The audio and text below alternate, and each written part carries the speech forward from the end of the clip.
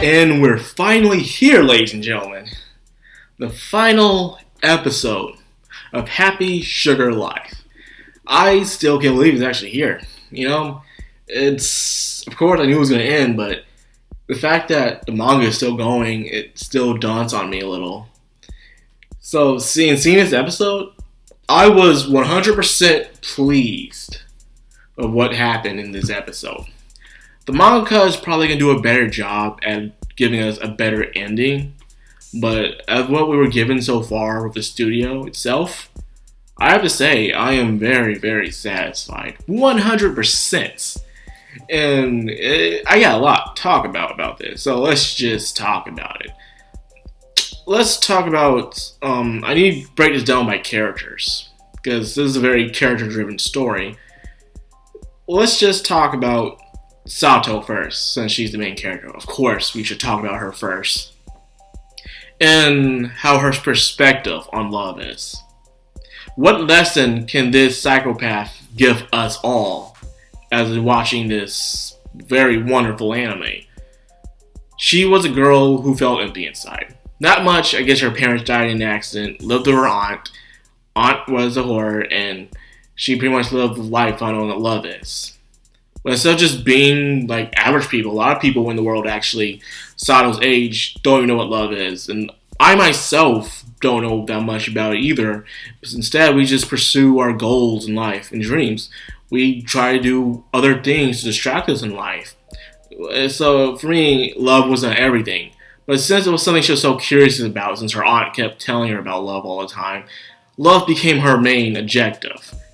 Her main goal, I guess. That's why she was going on with other guys. Because there are a lot of people in the world who never really got a chance to know what love is. Most of the things, not because they were harmful for other people, they just didn't feel like connecting. But Sato's was a different case. So she found Chiyo Chan because she was sweet and innocent and gave meaning to her life. In a way, it could be that bad parenting effect. The aunt was a bad parent. She was a bad guardian, at least. And because of that, taking care of someone like Chiyo Chan filled her life with satisfaction. So seeing that from this perspective, it was a love, but it was also could be a older sister love, or a mother love, or a guardian love. And that's how I really felt about it with it. But she saw it the wrong way. Especially how she treated Chiyo Chan. The way she treated Chiyo Chan is the way you would treat any little child if you were their sister, their mom, or guardian, or whatever. It's like when a child who comes from a bad home and has a dad that was never there, they would want to grow up and have a son of their own and be there for that dad in a way. Drive them with determination. To fill that empty hole inside that, hey, I did something that my own man couldn't do, so yes, I am definitely a better man. And that goes a long way. However, at the very end scene where she dies, because come on, we all know she dies at the end, I did not feel sorry for her. I didn't shed a tear. I felt kind of sad the show was ending. It was a very good, nice thrill ride. But other than that, I did not feel sorry for this girl whatsoever, because you killed Shoko. And you killed other people too. Killing the artist guy was probably in self-defense because she was trying to kill Chiyo-chan. Okay, I'll let that slide. But Shoko, no. And speaking of Shoko, I love how even after that, she still had a giant impact on Sato's life. She had an impact. A lot of anime and manga out there where the main character, the protagonist, kills an antagonist. The antagonist don't have to be a good guy or a bad guy. They're just the antagonist. And their death, leaves a giant impact on them. To a point it changes them a little. It hurts them in some sort of way. To the point where you see the scar still from Sato's hand. And plus how she looked at Shoko's body and she was planning to burn it. And even though she kind of looked at the ring and just smiled, you know it was still daunting on her a little. So that was messed up. And speaking of Shoko, oh my god, man. When Asahi saw Shoko, my god. That's where I cheered up. I cheered up when Asahi saw Shoko's dead body just sitting there in a chair and around a lot of hot fire. That's where I teared up that. Like, my god, you don't deserve this. And then, unfortunately, these things happen to good people. And that's one of the things the manga can teach us, you know? A lot of bad things happen to good people. Now, with that being said, Asahi's journey at the end, he did things okay. I love how he gave clarification on some things. Like, on the father's death, turns out the father, he didn't OD, but instead, he freaking, the mom poisoned him. The mom poisoned him, but however, at the end, mom was still there. Out, not in jail. So I guess she got away with it, that or she only had a little time because hearing from what the father was abusing them so badly and stuff. So that could have happened as well. So how I feel how Asahi's going to end up this, I think he's going to be okay. Because Sato is alive, Chiyo Chan is alive at the end.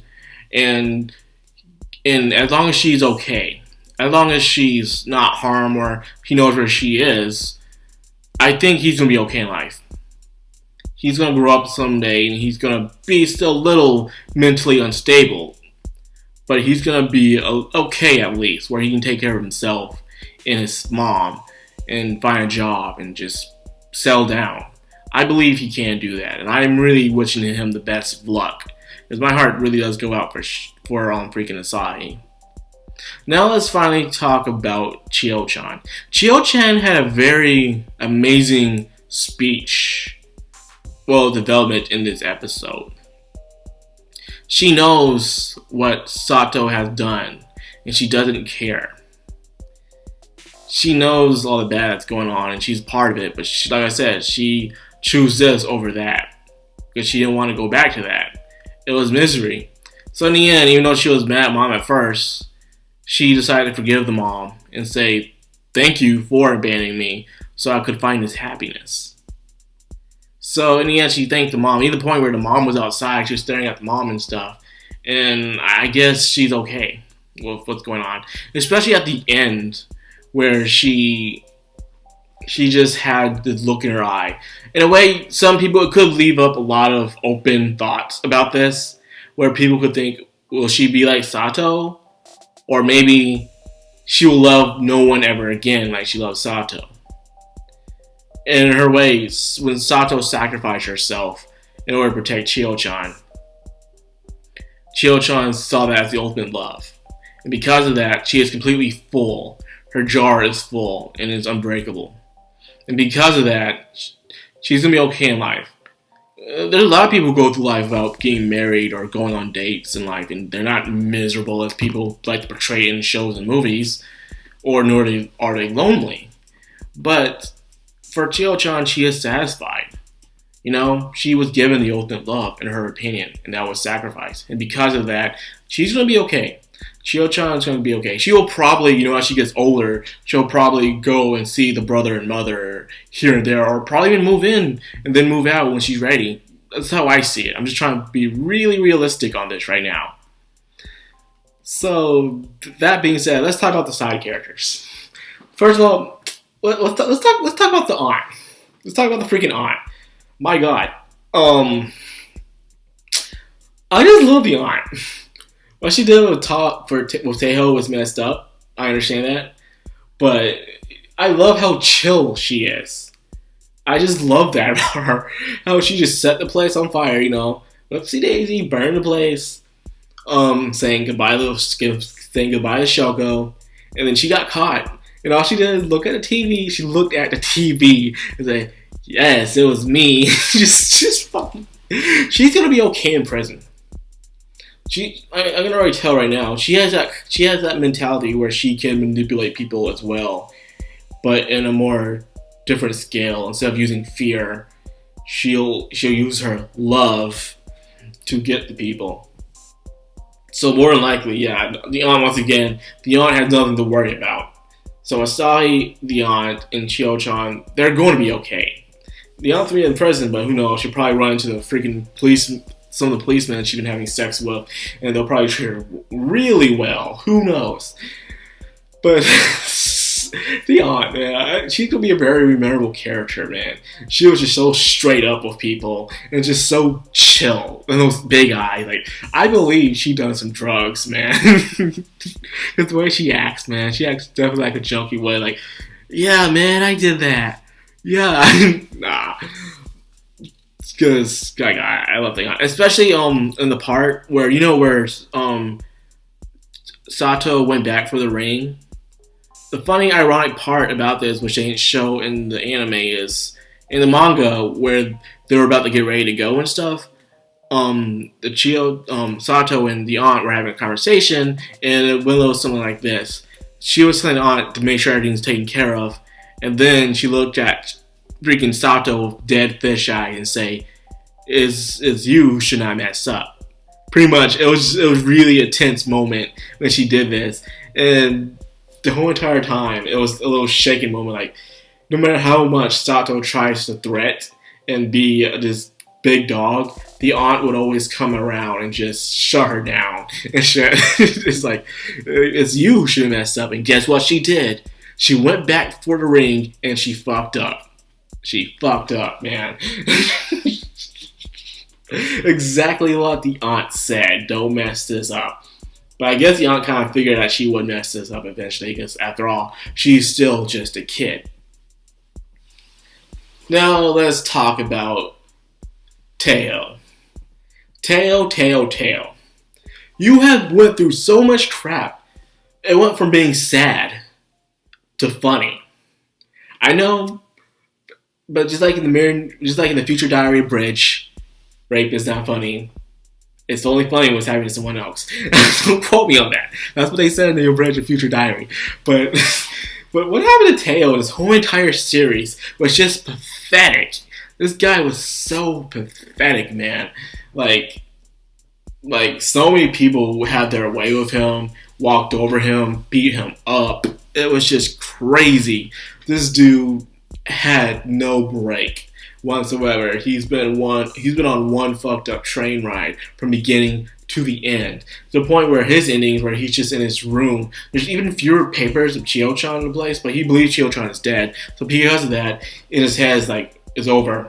He's gonna be forever be a filthy, disgusting adult and stuff like that. He's broken. Who knows? Probably a long time of therapy still won't be enough.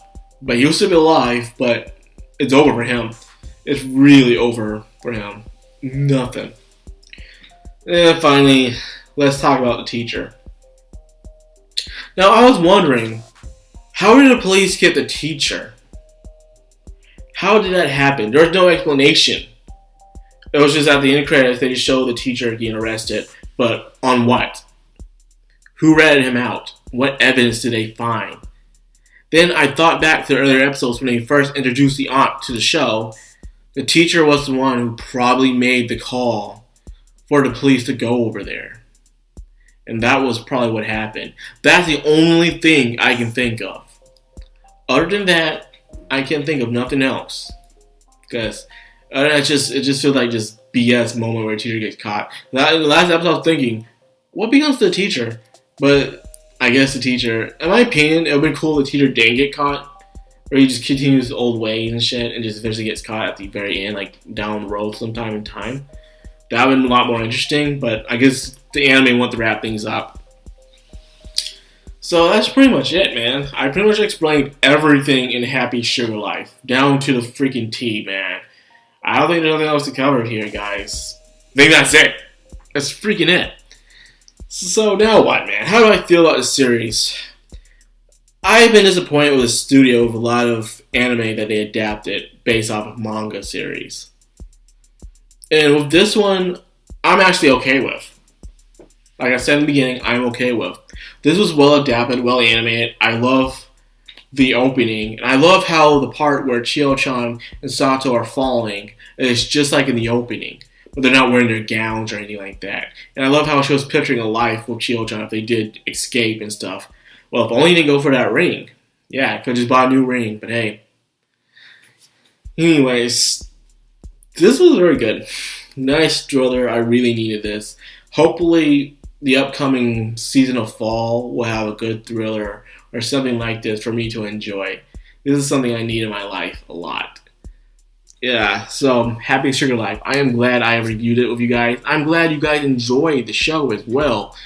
And by the way, there hasn't been any sign of any Angels of Death episodes coming out today, so I won't be reviewing Angels of Death. So that's why I'm reviewing Happy Sugar Life so early. So if episode of Angels of Death does come out tomorrow or later on, you will be sure I will review it. So anyways, I hope you guys enjoyed the review. If you did, please leave a like, comment, subscribe, and of course, hit the bell icon so you get notified every time I upload. This has been Madcrownxox Anime, and I'm signing out. Have a good one.